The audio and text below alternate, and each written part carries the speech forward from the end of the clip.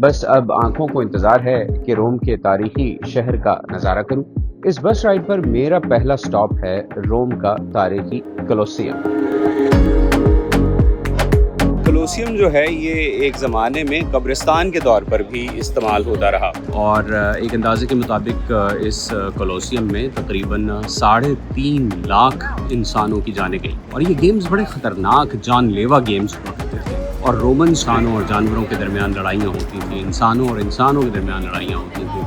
अपनी सही शक्ल सूरत में कोलोसियम में ऐसा नज़र आता था। व्यूअर्स, ये है वो मंजर जिसका मुझे इंतज़ार था। हेलो फ्रेंड्स, समर वेकेशंस हैं और मेरे बच्चे जो है ना वो गए हुए हैं पाकिस्तान, जबकि मैं यहाँ अकेला वाशिंगटन में मौजूद हूँ। तो आई थॉट क्यों ना मौके से फ़ायदा उठाया जाए और यूरोप का कोई चीप एयर टिकट तलाश किया जाए। जब मैं यूरोप के टिकट्स देख रहा था तो अचानक ये देखिए मेरी नज़र पाकिस्तान के एक टिकट पर पड़ गई है, which is not only cheap but it has 2 very interesting stopovers. पहला पड़ाव है इटली के शहर रोम में और दूसरा है जद्दा, सऊदी अरब में। ये देखकर I have decided to make my trip even more memorable. पहले रोम देखूंगा, फिर जद्दा से मक्का जाकर उम्रे की सादत हासिल करूंगा और फिर मदीना भी हाजिरी दूंगा और आखिर में पाकिस्तान पहुंचकर अपनी फैमिली और फ्रेंड्स से मिलूंगा। So I bought the ticket, packed my backpack and asked my friend Asfar Imam to give me a ride to the airport.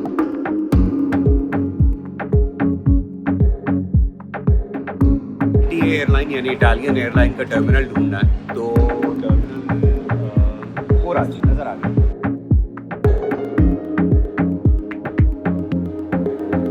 अच्छा अभी दोस्तों मैं पहुंच गया हूं अब डैलस इंटरनेशनल एयरपोर्ट और यहाँ पे जो टर्मिनल्स हैं उनमें एक तो मैं आपको बताऊं कि ये एयरपोर्ट अगर आप देखें ना तो हद निगाह तक आपको गेट्स ही नज़र आएंगे एयरलाइंस के।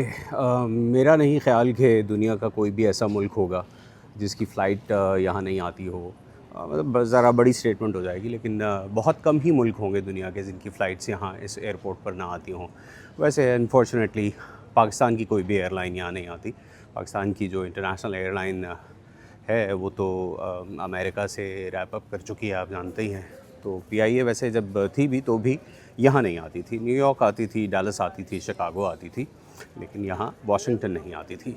तो बहुत कुछ आपको नज़र आ रहा होगा मेरे बैकग्राउंड में।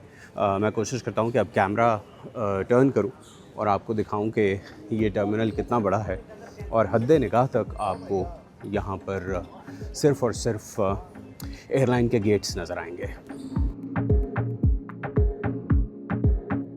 कुछ नज़र आ रहा है आपको कहाँ तक जा रहा है ये टर्मिनल? मैंने गेट कुछ 20s वाले जो गेट्स थे वहाँ से चलना शुरू किया था और अभी गेट 32 आया है और आगे हद निगाह तक ये आपको गेट्स नज़र आ रहे हैं जहाँ पे मुख्तलिफ़ एयरलाइंस के लिए लोग बोर्ड करते हैं। कितने गेट हैं इसके लिए मुझे थोड़ी सी रिसर्च करनी पड़ेगी, लेकिन जनाब जो हिसाब किताब नज़र आ रहा है उससे तो ये लगता है कि कोई 80-100 के करीब गेट्स होंगे। और ये देखिए एक ऑडियो डिवाइसेस ख़रीदने का और गैजेट्स ख़रीदने का स्टोर है। ये एयरपोर्ट के ऊपर स्टारबक्स है। इस तरफ ड्यूटी फ्री अमेरिकाज़ नज़र आ रहा है। बहुत सारे लोग यहाँ ड्यूटी फ्री से आके सिगरेट्स ख़रीद के लेके जाते हैं। ये आगे बालगरी का स्टोर है। दिस इज़ रैपाहानिक रेस्टोरेंट है, सी फूड रेस्टोरेंट है। ये डियोर का स्टोर है। ये आगे एयरपोर्ट के ऊपर शनैल का स्टोर है। बहुत ही बड़ा एयरपोर्ट है और हद निगाह तक गेट्स ही गेट्स नज़र आ रहे हैं। और यहाँ पर नज़र आ रहा है ये सारे झंडे जो ऊपर लगे हुए हैं, ये तमाम उन मुल्कों के झंडे हैं जिनकी एयरलाइंस यहाँ इस एयरपोर्ट पर आती हैं। गेट्स अभी जारी हैं जनाब। जो आखिरी गेट मुझे नज़र आ रहा है, जो नंबर मुझे नज़र आ रहा है वो है B81। मैं कोशिश करता हूँ कि मैं आपको दिखाऊँ भी। हाँ जी, B81। और अब मज़ीद आगे जाऊँ तो वो देखिए वो बिल्कुल एंड में नज़र आ रहा है जहाँ पे ये टर्मिनल ख़त्म होगा। और ये एक टर्मिनल है इस एयरपोर्ट पर। दो और भी टर्मिनल हैं, टर्मिनल ए और सी। मैं टर्मिनल बी पर हूँ। तब सोचिए कितना बड़ा एयरपोर्ट है और बिज़ी होता है। और मज़े की बात यह है कि अमेरिका में आप जानते हैं कि एयरपोर्ट जो है ना वो प्राइवेट होते हैं, गवर्नमेंट उनको कंट्रोल नहीं करती, वो प्राइवेट होते हैं। प्राइवेट कंपनीज़ एयरपोर्ट के ऑपरेशन संभालती हैं। हाँ, कस्टम्स और इमिग्रेशन और सिक्योरिटी जो है वो गवर्नमेंट एजेंसीज़ के हाथ में होती है। ये B81 जो है ये आखिरी गेट था जिस पर पहुँच के ये टर्मिनल ख़त्म हुआ है।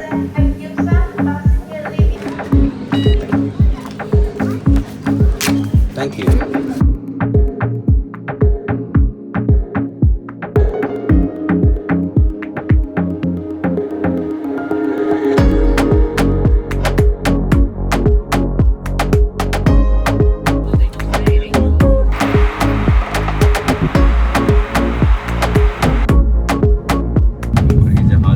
सामने जो कैमरा लगा हुआ है ये उसका व्यू है। ये वॉशिंगटन के मज़ाफ़ात नज़र आ रहे हैं नीचे। तकरीबन 8.5 घंटे की परवाज़ में अटलांटिक को पार करके अब जहाज़ रोम के फ्यूमचिनो इंटरनेशनल एयरपोर्ट पर लैंड करने वाला है। ये एयरपोर्ट रोम से तकरीबन 1 घंटा दूर है। तकरीबन 8 घंटे 45 मिनट की फ़्लाइट के बाद जहाज़ रोम की हदूद में दाखिल हो चुका है। अपनी ट्रैवल कॉस्ट को मिनिमम रखने के लिए मैंने एयरपोर्ट से होटल के लिए बस का टिकट पहले ही ले लिया था। ये एक चार्टर बस है जो एयरपोर्ट से नॉन स्टॉप रोम के ट्रिमिनी ट्रेन स्टेशन तक जाती है। Termini is the biggest train station and hub in रोम।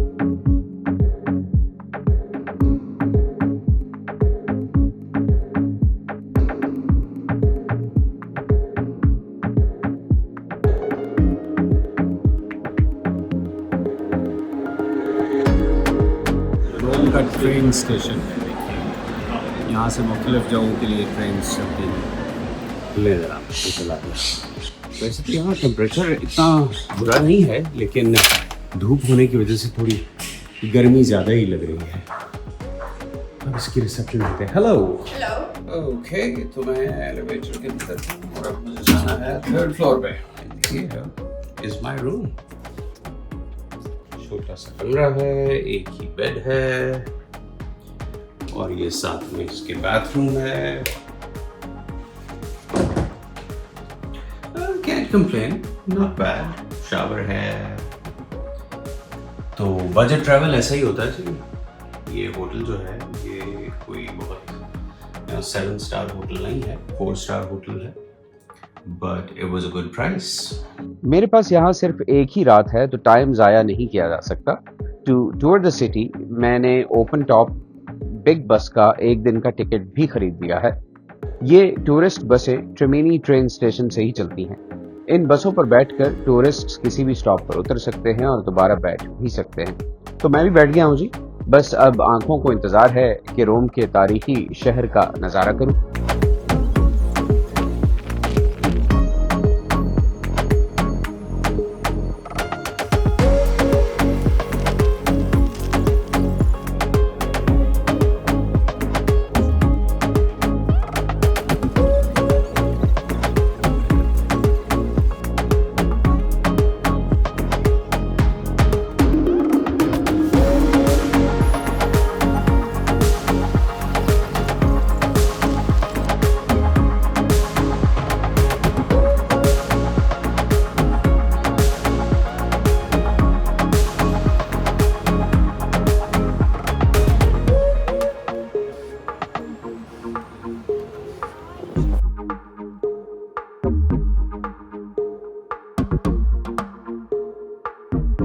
इस बस राइड पर मेरा पहला स्टॉप है रोम का तारीखी कोलोसियम। कोलोसियम रोम का सबसे हिस्टोरिकल प्लेस है जो सन 80 ईस्वी में रोमन एम्परर टाइटस के दौर में मुकम्मल हुआ था। ये दुनिया का सबसे बड़ा एम्पी थिएटर है जिसमें 50,000 से ज्यादा तमाशाई बैठ सकते थे। कदीम ज़माने में यहाँ ग्लैडिएटर्स की लड़ाइयाँ, जानवरों के मुकाबले और अवामी तफरीह के मुख्तलिफ प्रोग्राम्स हुआ करते थे। कोलोसियम न सिर्फ रूमी सल्तनत की ताकत और फन तामीर की अलामत है, बल्कि आज भी it is the biggest attraction for tourists in रोम।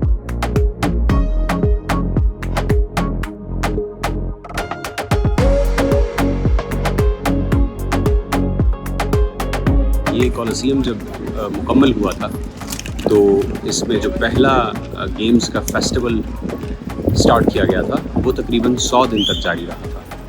और उन 100 दिनों में यहाँ गेम्स देखने के लिए तकरीबन जो हिस्ट्री में नंबर्स दिए गए हैं उसके मुताबिक 60 से 80 हज़ार लोग यहाँ आए थे उन 100 दिनों में गेम्स देखने के लिए।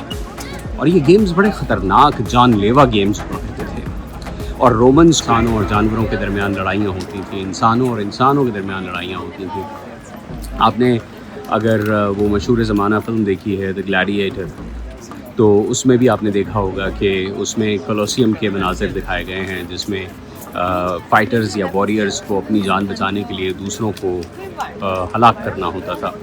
तकरीबन 350 साल तक यहाँ गेम्स होते रहे, 400 कह लीजिए। और एक अंदाजे के मुताबिक इस कोलोसीयम में तकरीबन 3.5 लाख इंसानों की जानें गई। 1200 सेंचुरी जो थी उसमें इसका कंट्रोल रोमन्स के पास था तब तक। फिर जब रोमन एम्पायर ख़त्म हुई तो इसका कंट्रोल ख़त्म हो गया और उसके बाद इस बिल्डिंग को मुख्तलिफ़ मकासद के लिए इस्तेमाल किया गया। पहले तो इसको नज़रअंदाज किया गया, फिर चोरों और ठगों की आमाजगाह भी बन गई ये बिल्डिंग।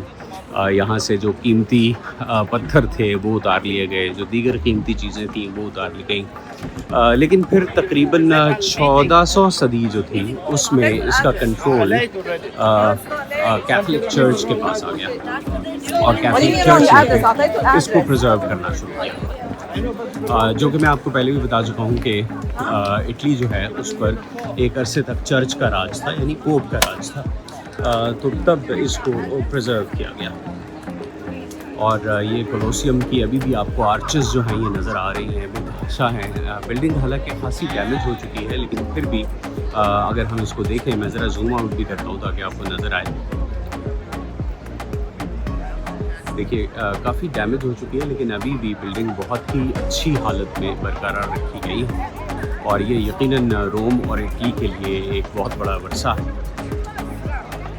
ये कोलोसीयम जो है ये एक ज़माने में कब्रिस्तान के तौर पर भी इस्तेमाल होता रहा। और ये वो वक्त था जब रोमन्स की हुकूमत जा चुकी थी और कैथलिक्स हुकूमत कर रहे थे उस दौर के रोम पर। लेकिन बाद में, जैसे कि मैंने आपको पहले भी बताया, कि इसका कंट्रोल उन्होंने ले लिया। जो यहाँ मुझे इंटरेस्टिंग चीज़ नज़र आई है वो ये है कि यहाँ बहुत से टूरिस्ट्स हैं। ये जगह टूरिस्ट से भरी हुई है और उसकी वजह यह है कि इसकी एक तारीख़ी अहमियत है। उसकी एक और वजह यह है कि रोम ने, इटली ने, माफ़ कीजिएगा, ये रियलाइज़ किया कि ये जगह टूरिस्ट्स की अट्रैक्शन बन सकती है, टूरिस्ट्स इस जगह को देखने के लिए आ सकते हैं। इसलिए इटली ने बाकायदा इस जगह को टूरिस्ट और टूरिज़म के लिए डेवलप किया। मैं जिस जगह आके रुका हूँ रोम में, वहाँ से तकरीबन 5 मिनट के फासले से टूरिस्ट्स के लिए बसें चलती हैं जो कि पूरे शहर का टूर देती हैं, जिसके कुछ मनाज़िर मैंने आपको दिखाए भी हैं।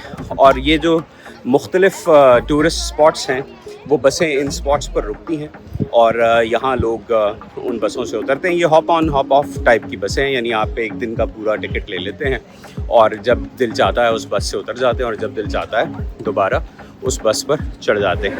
ये जो व्यूज़ हैं, अब कोलोसीयम के अंदर आ गया हूँ और यहाँ से अब अपना टूर शुरू करते हैं और कोलोसीयम के अंदर जाते हैं और देखते हैं कि हमारे लिए क्या वेट कर रहा है।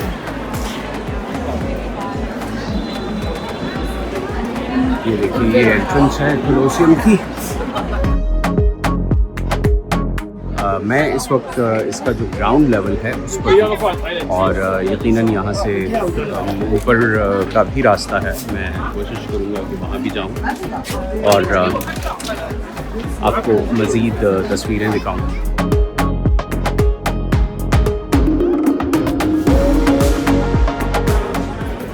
व्यूअर्स, अब मैं जा रहा हूँ सेकंड लेवल पे और ये स्टेयर्स मुझे नज़र आ गए हैं सेकंड लेवल पे जाने के लिए। Keep moving. जितना मैं थका हूँ तकरीबन 9 घंटे की फ़्लाइट थी जो कि 3 घंटे लेट भी हुई थी और उसके बाद अब मुझे शहर में घूमते हुए भी तकरीबन 5 घंटे हो गए तो इतनी थकावट हुई, ये सीढ़ियाँ जो होती हैं मुझे बाकायदा एक आजमाइश लग रही है। लेकिन जनाब ये हिस्सा है ट्रैवल का। और ओह, सीढ़ियाँ अभी ख़त्म नहीं हुई व्यूअर्स अभी और भी सीढ़ियाँ हैं सेकंड लेवल पे जाने के लिए।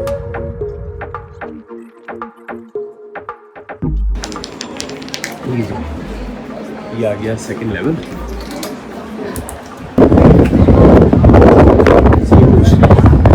आधे टुकड़े आधे साबित मुजस्समे यहाँ लगे हुए हैं। ये एक मुजस्समा है, ये उस वक्त के कोइंस। ये जो कोइन है इसमें कोलोसियम बना हुआ है और ये अलेक्जेंडर सर्विस ने इशू किया था 2222 बिफोर क्राइस्ट, सेकेंड और first quarter of third century में। और ये आखिरी जो है ये सेटर का ये मुजस्समे का सर है सेकेंड सेंचुरी का। और ये देखिए ये एक कोलोसियम का मॉडल है, ये भी मैं आपको दिखाता हूँ जिस वक्त कोलोसियम बना था तो कैसा था। ये देखिए अपनी सही शक्ल सूरत में कोलोसियम में ऐसा नज़र आता था।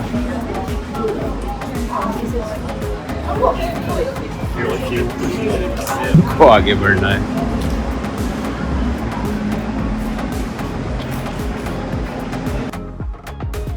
व्यूअर्स ये है वो मंज़र जिसका मुझे इंतज़ार था। देखिए क्या कमाल का मंज़र है। ये कोलोसियम की टॉप से जो व्यू नज़र आ रहा है ये वो व्यू है। मैं इस वक्त इसकी दूसरी मंजिल पर हूँ, सेकंड लेवल पर। इससे पहले मैं फ़र्स्ट लेवल पे गया था जहाँ से ये मंज़र आपको नज़र नहीं आ रहा था। और मैं सेकंड लेवल पे आया हूँ और सेकंड लेवल से जो लोग सेकंड लेवल पे बैठते थे उनको ये व्यू नज़र आता था कोलोसियम का। और जो टॉप व्यू है व्यूअर्स वो वहाँ ऊपर है। अनफॉर्चुनेटली मैं वहाँ नहीं जा सकूँगा क्योंकि जो थर्ड लेवल है उसके टूर्स बंद हो गए हैं। जिन लोगों ने पहले से टिकट्स लिए हुए थे वो लोग वहाँ जा रहे हैं, लेकिन अब जिन लोगों ने टिकट लिए हैं उनको वहाँ जाने की बिल्कुल एनीवे आप देख सकते हैं कि बहुत ही ज़बरदस्त व्यू है यहाँ से भी। और ये वो सारी जगह हैं जहाँ पर ये खेल हुआ करते थे कोलोसियम के अंदर। मेरे लिए तो ये एक बिल्कुल यादगार मौका है, बहुत ही अच्छा लग रहा है मुझे। और रोम में हमेशा से आके देखना चाहता था, मुझे बहुत उनसीयत थी यहाँ के आर्किटेक्चर से, यहाँ की हिस्ट्री से। और मेरी वो ख्वाहिश पूरी हुई और मैंने सोचा कि मैं आपको अपने कैमरे से रोम के ये मनाज़िर दिखाऊँ जो मुझे नज़र आ रहे हैं। तारीखी रोम का सफ़र अभी जारी है। अगले एपिसोड में मैं आपको लेके जाऊंगा रोमन्स की अव्वलीन तारीखी बस्ती द फोरम में।